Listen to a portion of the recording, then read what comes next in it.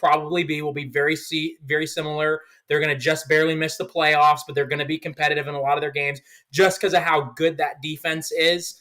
But without the guy at QB, I just don't see how they're going to be able to improve from what they were last year. So it's going to be one of those things where it's going to be a year for the Jets of what could have been. And it's just going to leave us a lot of questions with, man, what would have Garrett Wilson looked like? Could have Garrett Wilson, taken up, could have he entered the Justin Jefferson, Jamar Chase, Tyreek Hill category in terms of a young up-and-coming receiver with that A-lister at quarterback? Aaron Rodgers revitalized, with another A-tier receiver that he's been, I think, maybe lacking for a while. I know they had Devontae not too long ago, but I think for the past couple years, he's been working with guys, which again, he's made work, but it's been missing that element of, the wow receiver with Rodgers for at least last year, I know. So we're all excited to see what that would have been. So I know it would have been tough with that offensive line. That was their biggest weak spot.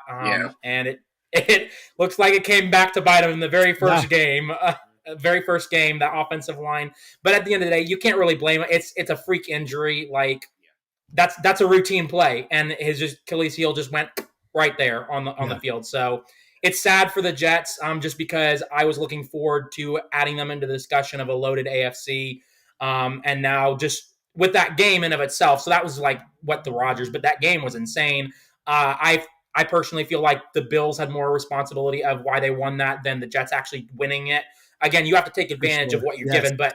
Yeah. Josh Allen throwing 3 picks and fumbling the ball. The Bills did more to lose that game than the Jets actually did to win it. Again, I don't want to take anything away from the Jets, but at the same time, you do have to understand that a large part of why they were in that position was because you had 4 turnovers. Yeah. So it just was one of those games. Josh Allen, roller coaster Josh Allen, he has his highs and his lows, and that was a low. But going into the Cowboys defense, I think they're going to get eaten alive. Micah Parsons is going to absolutely eat that offensive line alive.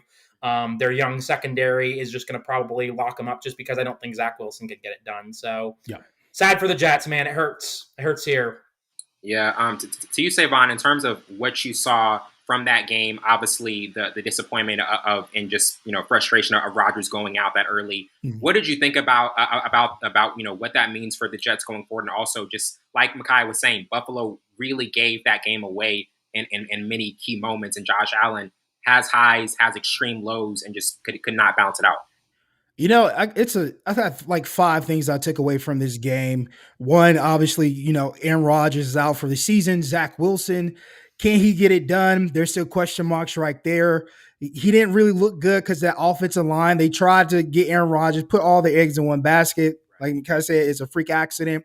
But you don't have any other movements you can do at quarterback position. You have to put